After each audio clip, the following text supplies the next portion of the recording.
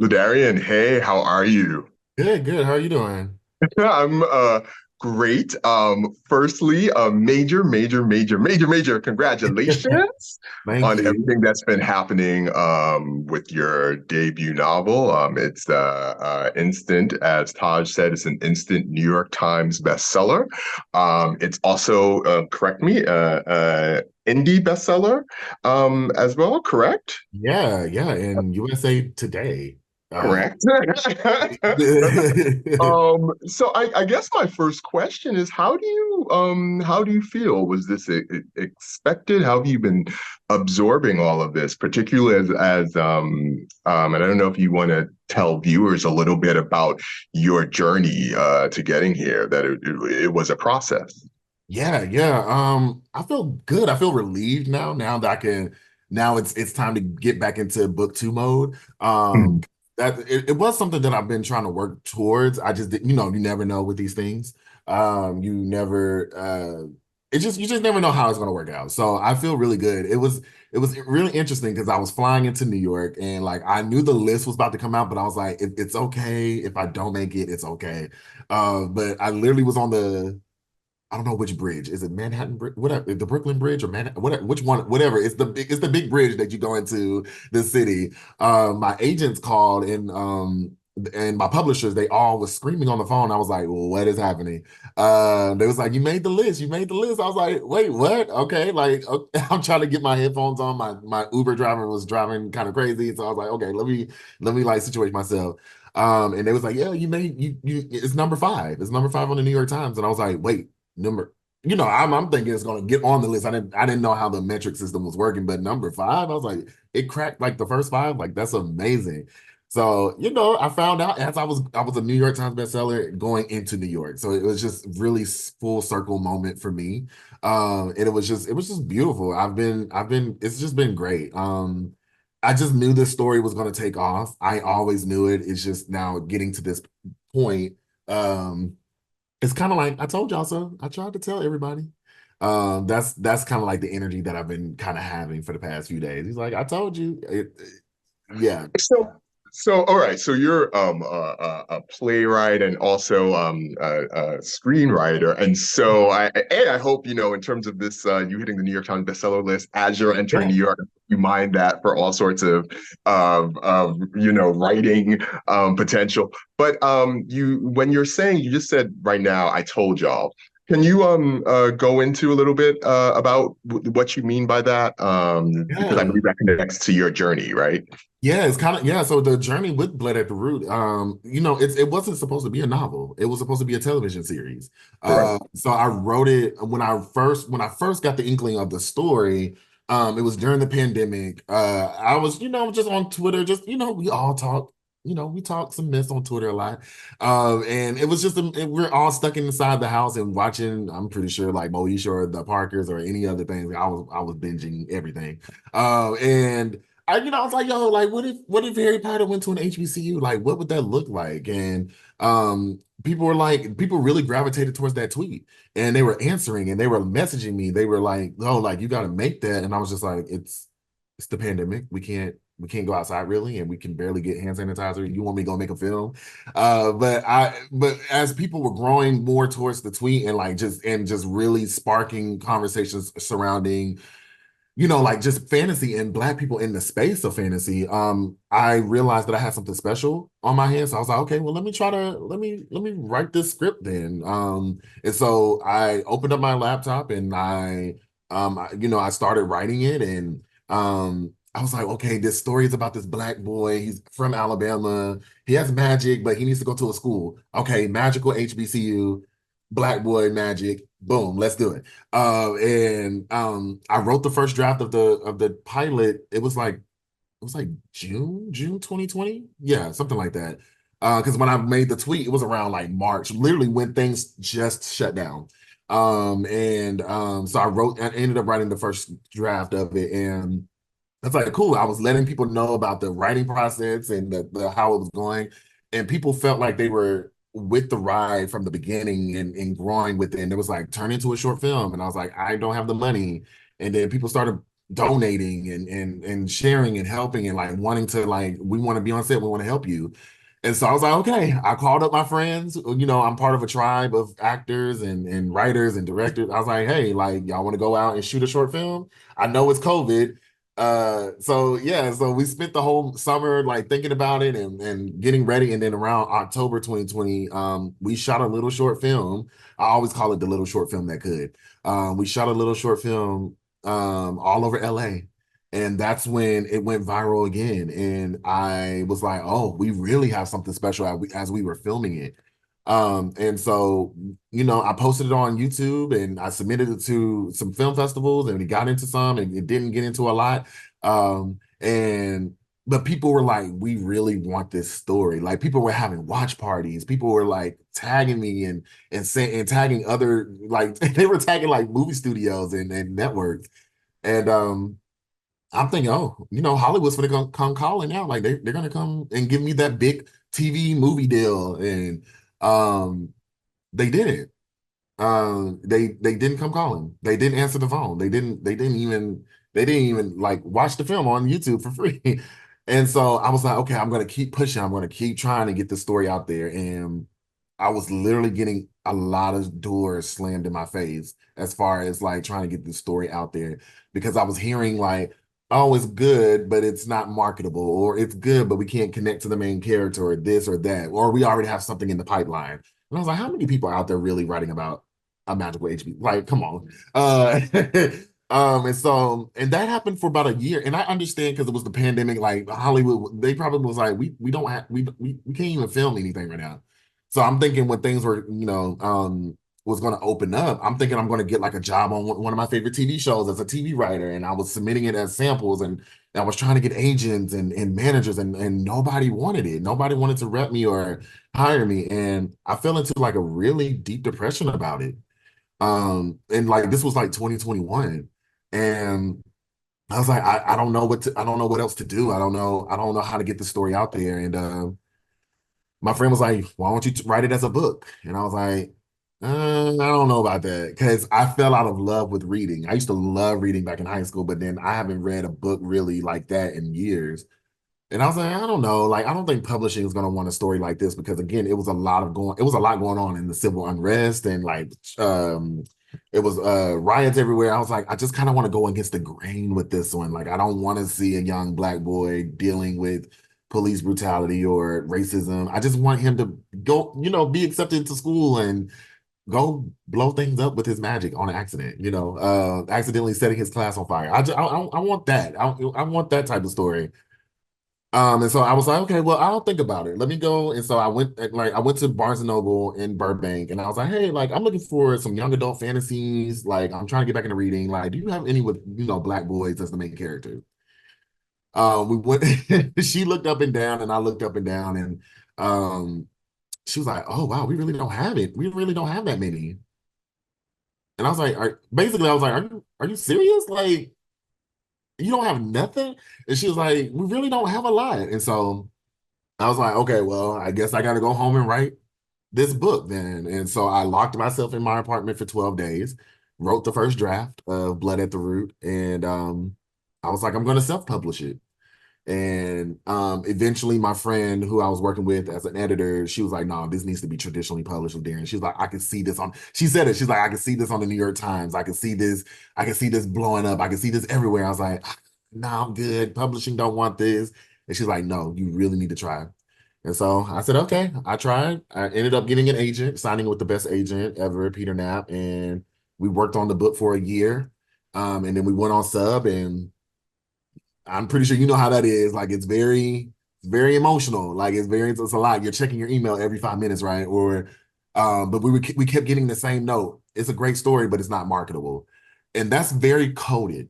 It's not marketable. We know what that means, because it's about a black boy and his journey with magic, and he's not downtrodden. He's not the token black character. He's not um, he's not he's not dying in the story. He's living and he's laughing. He's being vulnerable. Get to be angry, and I think a lot of publishers didn't understand that.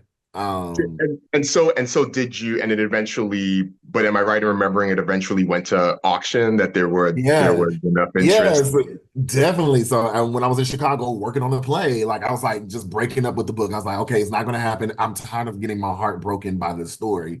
It Mhm. just might not happen, LaDarrion, and it's okay. You've done everything you can in your power. So we ended up getting an offer from three editors, four editors. Yeah. Yeah, four editors. And we That's eventually great. signed we eventually signed With with Labyrinth. Independent House, Lisa Abrams at Labyrinth Road for a three-book deal, January 19th, 2023. And now we're here, now I'm published in New York Times bestseller. So that's a So again, I want to say congratulations on your perseverance.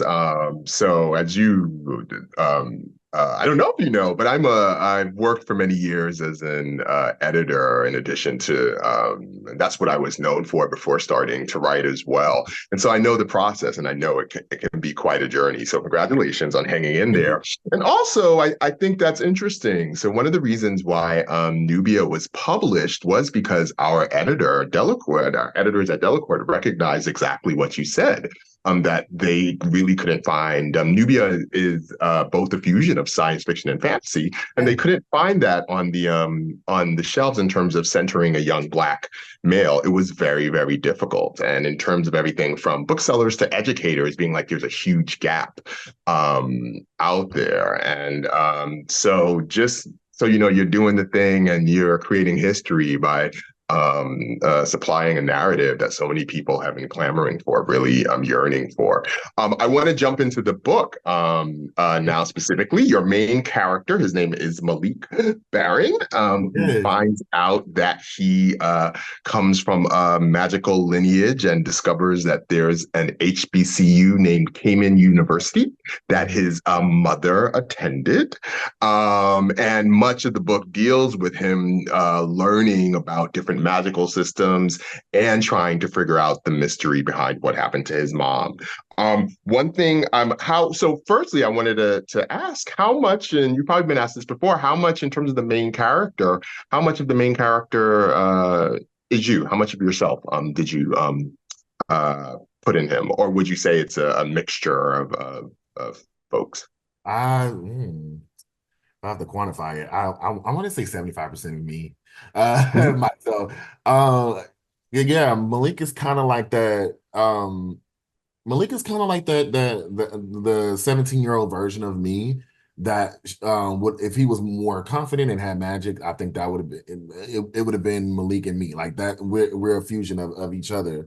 And so yeah, I was definitely inspired by like a lot of my upbringing, a lot of my what I've experienced as a 17-year-old kid, especially 17-year-old black boy in the South, like what we're going through and like and not having the space feeling like we could feel vulnerable or having that safe space of that we can cry, we can be angry, we can experience a lot in so many ways. And so that's where I came to it from that. I was also very inspired by I say this a lot on TikTok and especially lives. When I saw Vincent Griffith, like Yusuf Gatewood, in the originals, um, a black man from the South. He was real smooth. He dressed really cool. He had like crisp haircut. And he was a black man, and he was also a witch. And we don't really get to see that, right? We don't really get to see that representation a lot. And he was just so cool.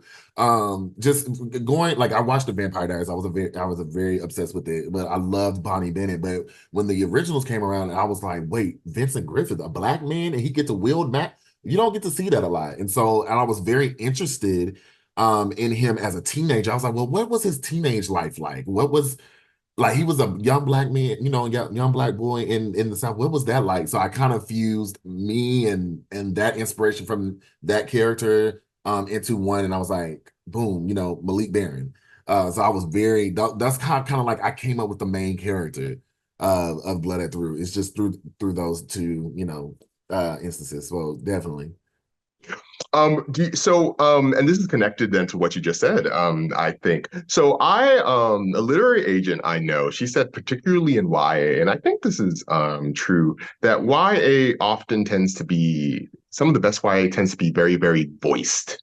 That it has a particular style in terms of speech, how the narration is presented, Yeah. slang, lack of slang. And so it struck me when I was reading your book that your work in many ways is an homage to the Black South. People in the Black South and to African American vernacular English. And so, do you want to talk a little bit about your process when it comes to voice and style and how you captured that on the pages? It felt to me like very intentional and like there was a purpose behind it.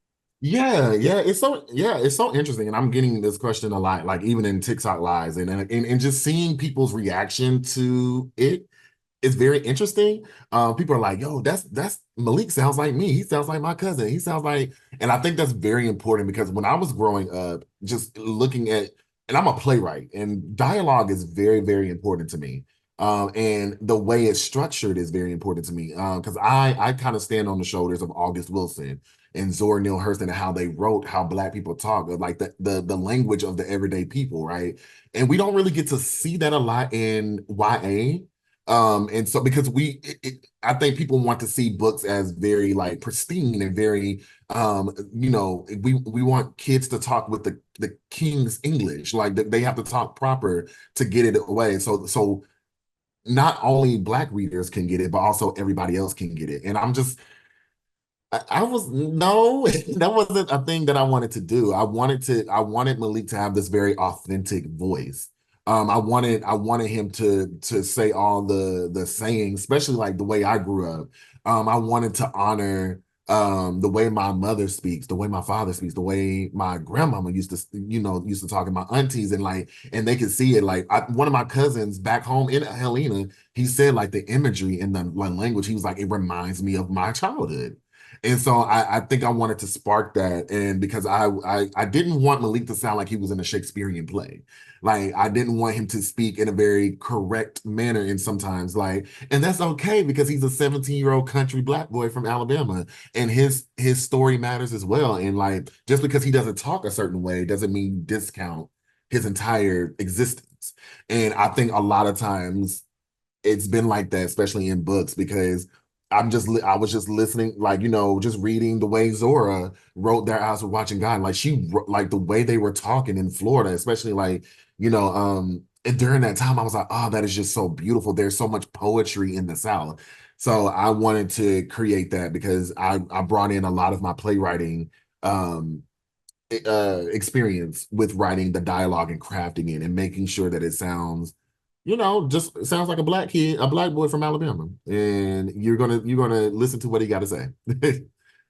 It's very, and I appreciate it as well because I think there was you most certainly I found I could see the ways in which you were playing with dialogue because there are like intergenerational differences between how certain characters speak. So exactly like so many of the younger characters have their own style, have their own way of conveying what they need to say, while the older characters sound like Yeah. adults, and the elders sound like, and so I thought that was very interesting. I thought it added a richness to the narrative that I really appreciated.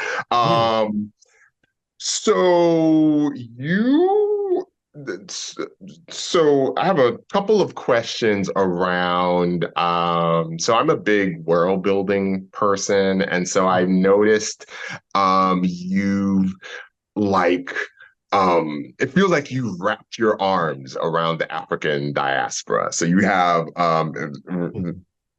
references to uh the Haitian Revolution, and should I pronounce this Bodun, Hoodoo, the Orisha, Santeria.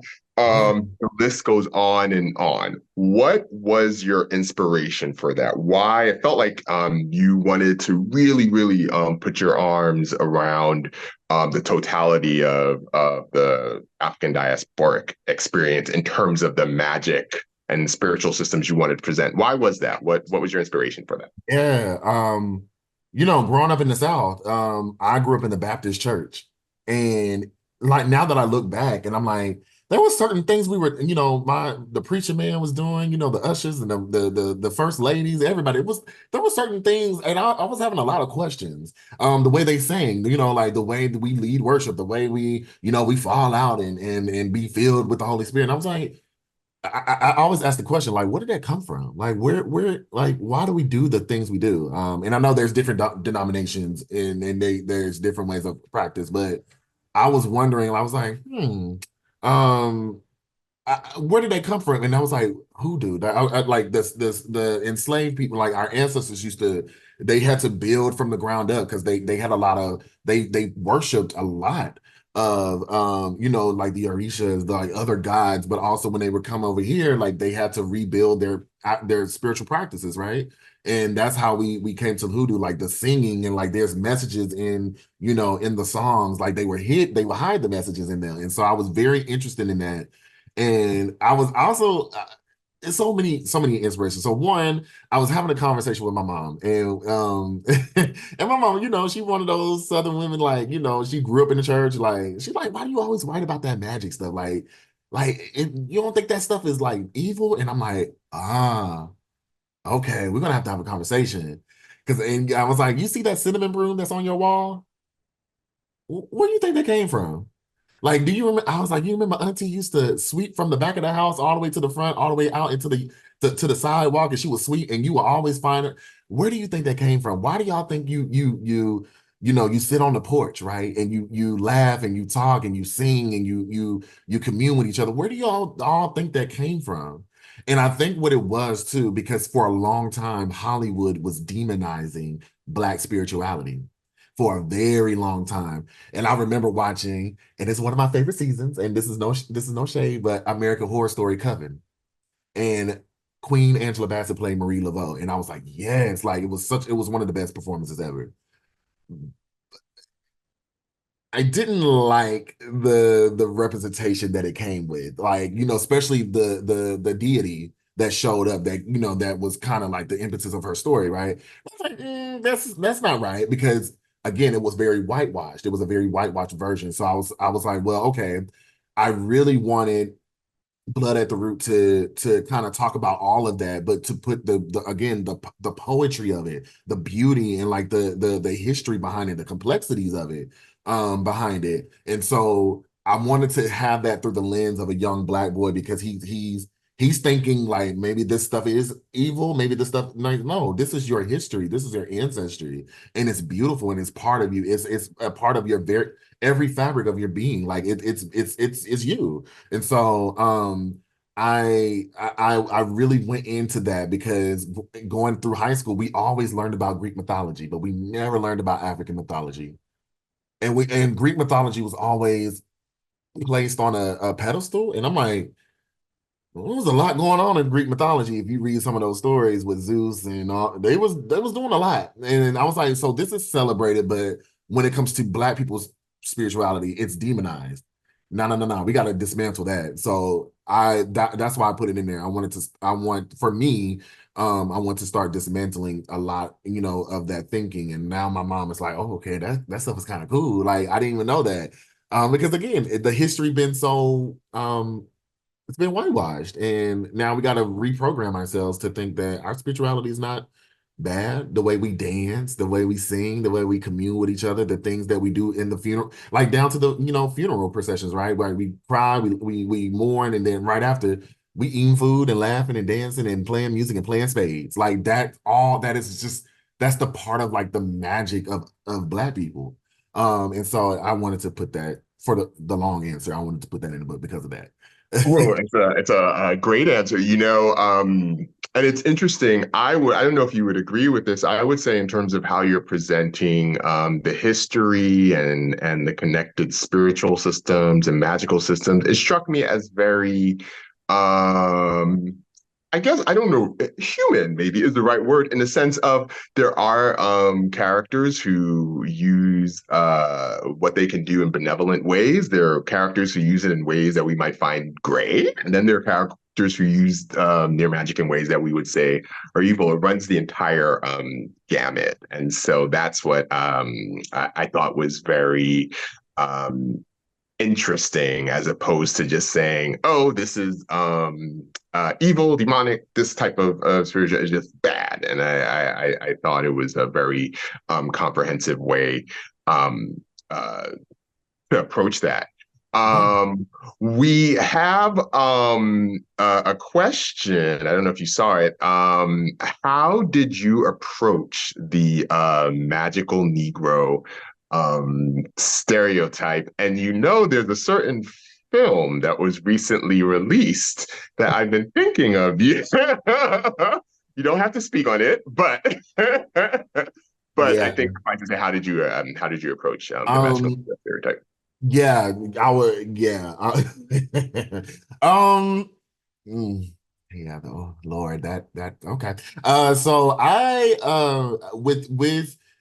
with that, I didn't want any of the characters to be in service of white people with their magic.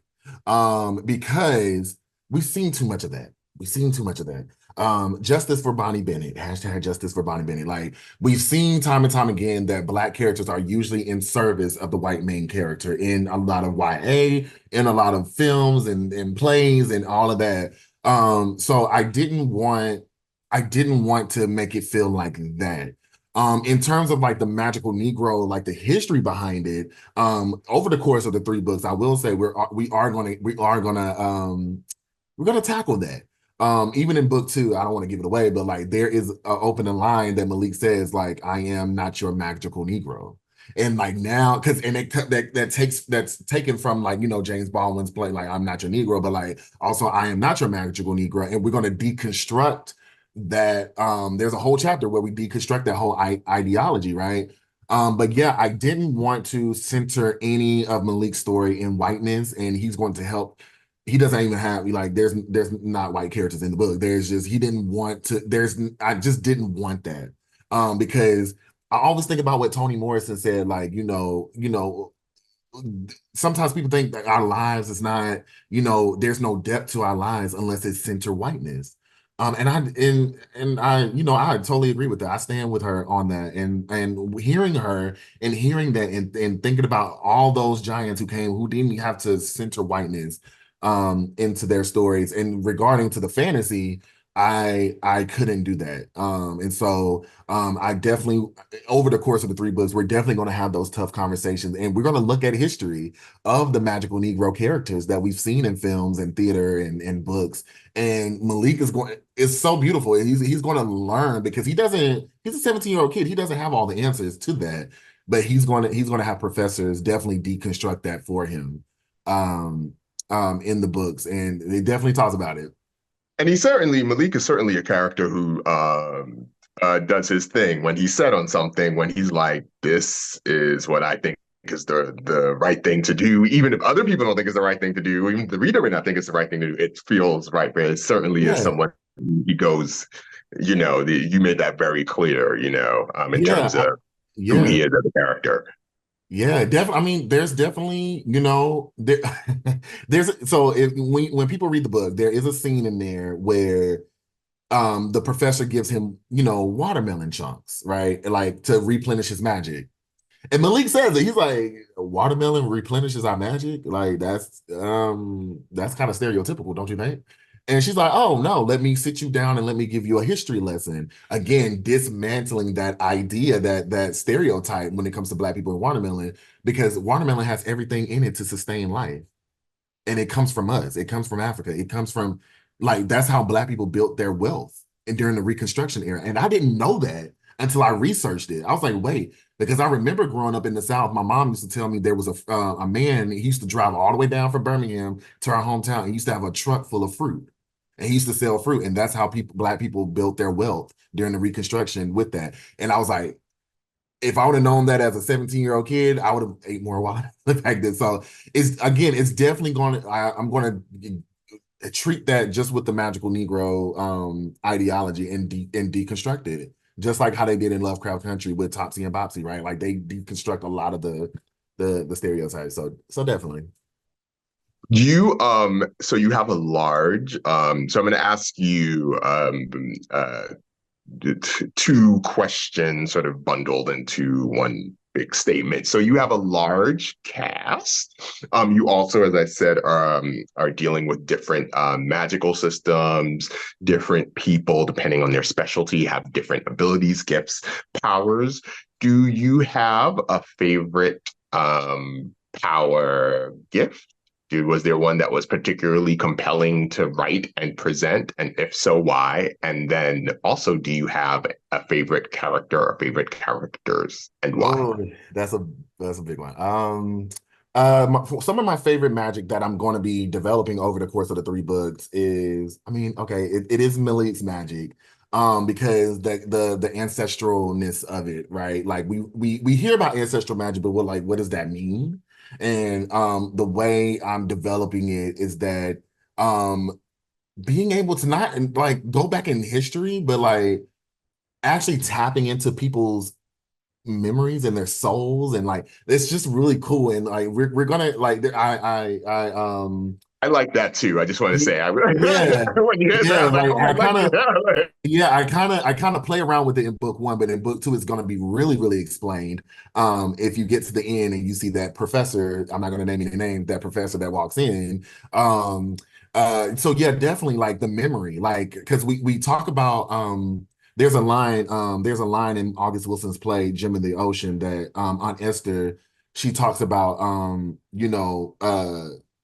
the oh gosh, what Lord, I know the line. I'm sorry, all the August Wilsonians.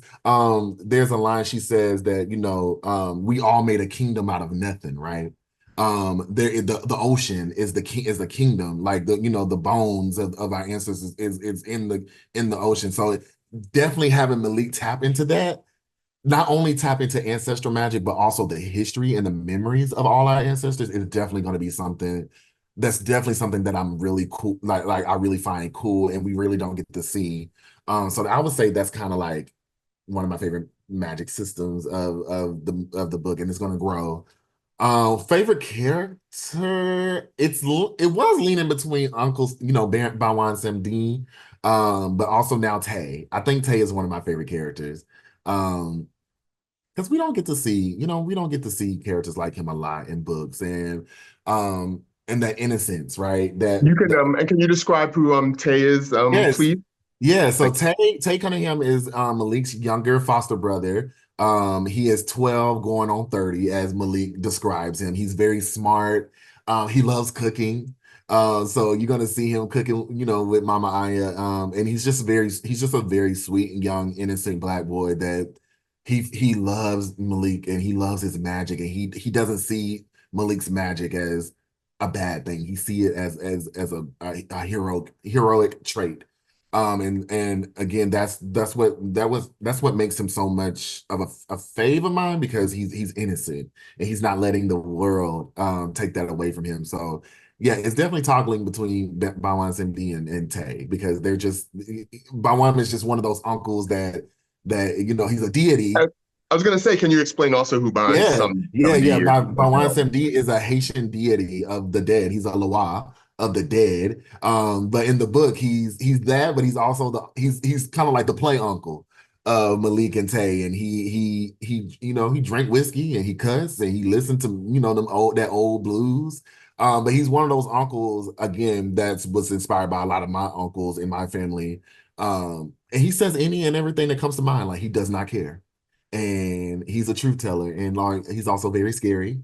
So when you read the book and you in that little scene where the moonlight hits him and how Bawan transforms, it's very, very scary. But yeah, those are like Tay is definitely becoming my favorite character in the book.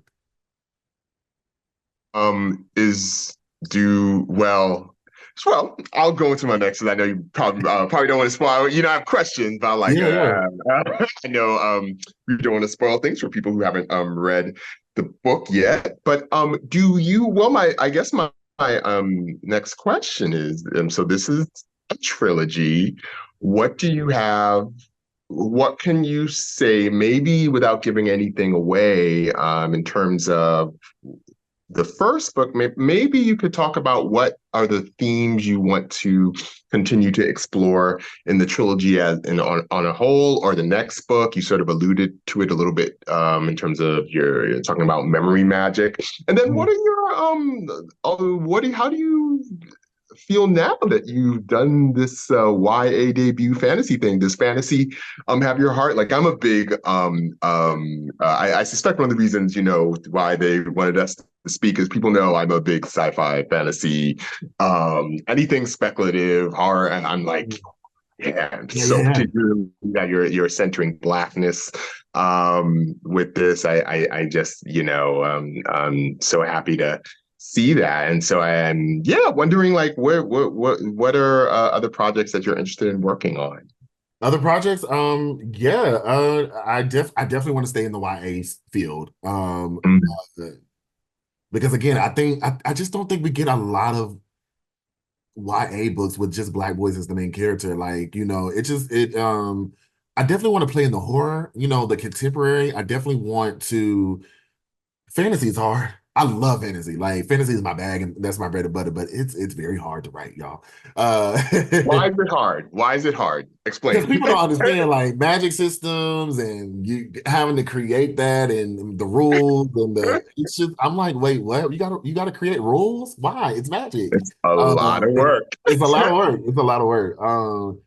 Yeah, I'm really interested in just really creating more stories with young black men as the main character in YA and really getting into the interiority of their lives, and them experiencing different things and them talking about like even just down to masculinity down, talking about dating and living and growing up and the coming of age and like the growing pains of going through your last few years of teenage years because being a teenager was hard, uh especially then. I can't imagine how it is now, but so yeah, I definitely want to continue to talk about that, especially in YA, but putting the black boy at the forefront. All my characters are going to be young black men in YA, because that's just I think young black boys that are coming up now, they deserve to see that, and they deserve to walk into that bookstore and say, "Oh wow, that boy on Blood at the Root, that cover, he looks like me. I want to read. I don't read books, and I've been told this already before. I don't like to read, but I want to read it now because that boy on that cover looks like me." So I definitely want to continue to write in those in that space.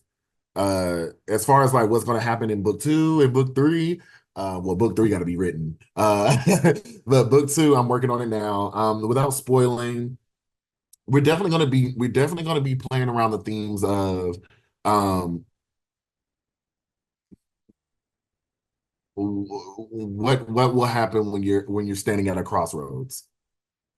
We're definitely going to be playing around with those things. Like, what do you have to choose? How do you balance things? Malika's going to be balancing college life because now that in the first book, when you read it, he has to kind of let certain things go. So now he has to focus on the college life a little bit. So yeah. Crossroads. And does that mean what is one of the deities of the crossroads a leg? What you're not going to say anything? Somebody may or may not show up. They may not Understand. show up. Yeah. But yeah, definitely we're definitely gonna see more of the college, and we're definitely gonna see more of the drum lines and the fraternities and the sororities. A lot of people have been asking me, and I totally understand why, like they're asking like for more like black queer representation.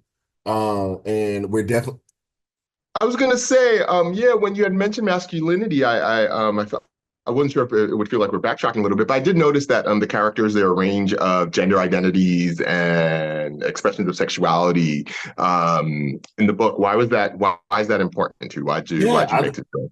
I think because we get to see, I'm gonna be real, and this might not go well with some people, but we get to see the white boys get to be everything. They get to be any and everything, right? They get to have the coming out stories or the like, I'm this, I'm different. When it comes to black men and sexuality and the way we express ourselves, it's a different conversation.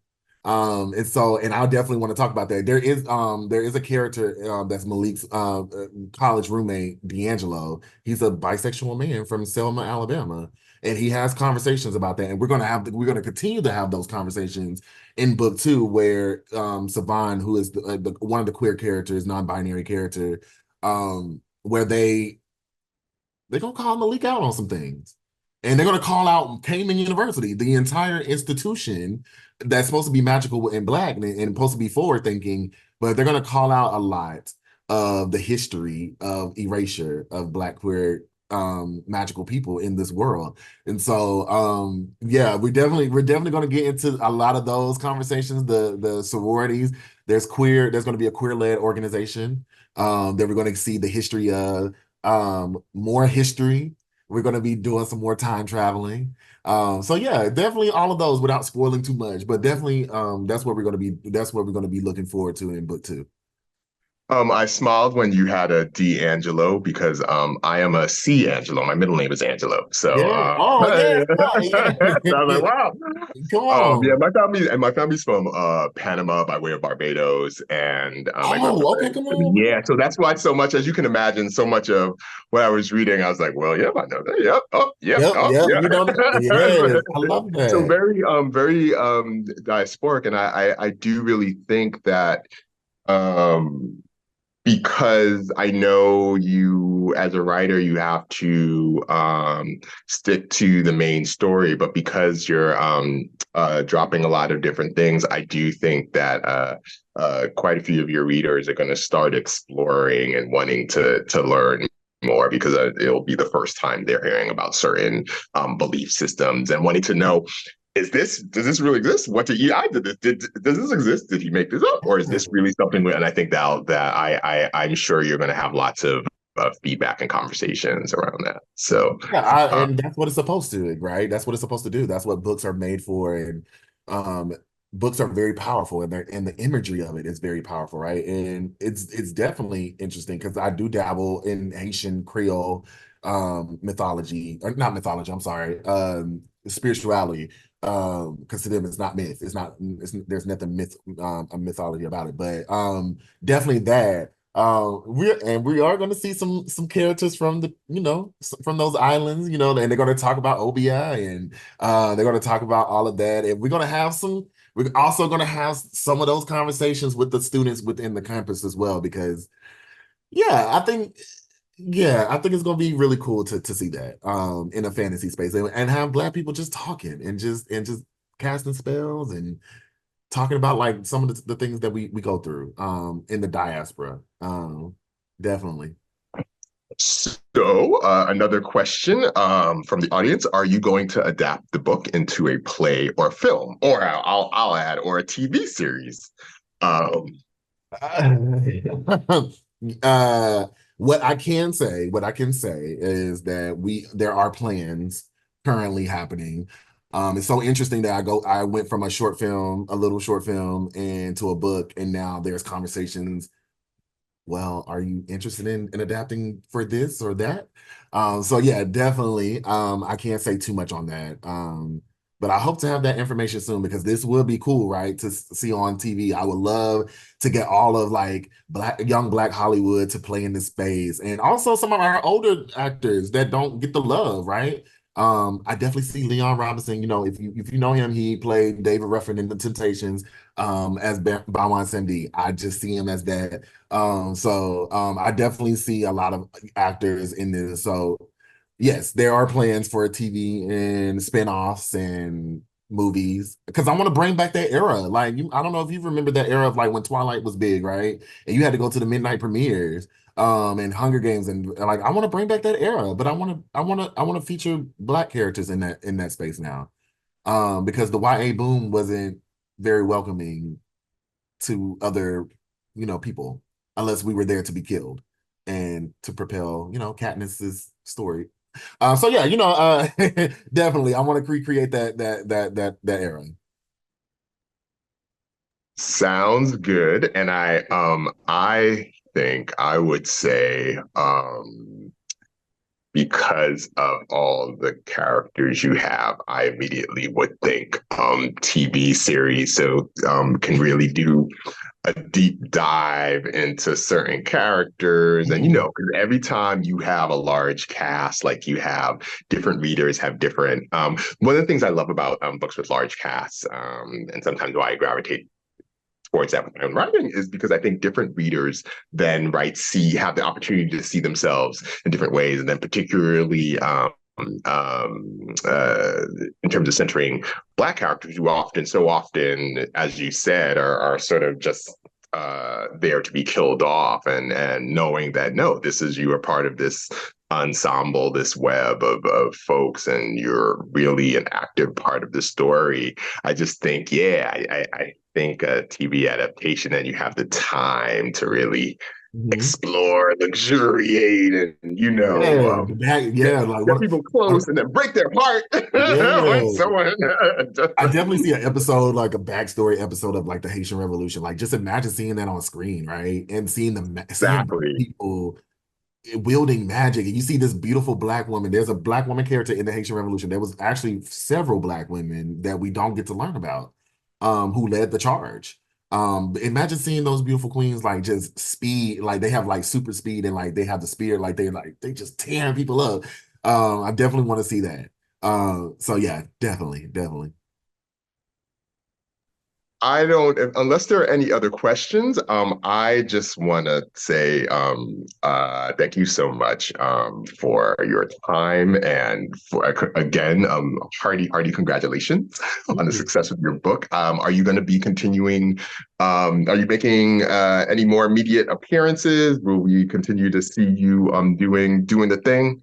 Uh, There's some, I don't know if I can announce it yet, but I have two big more appearances later. I know KTLA is gonna feature something, but you also can catch the interview on GMA Live. You know, when I was on GMA, you can catch that on YouTube and Hulu, and yeah, And, all- and do you want to say your social media handles where people yeah. can find you online? Please follow me if you want to see me, talking some ish on Twitter, at it's LaDarrion, Instagram at it's LaDarrion, and also TikTok where I just be, my awkward self talking about my book. It's LaDarrion on TikTok as well. Oh, I guess you have to add threads now because threads a thing. It's LaDarrion on threads as well. So yeah, please follow me. And let's engage. Let's talk. Let's talk Black fantasy and all that. Yeah.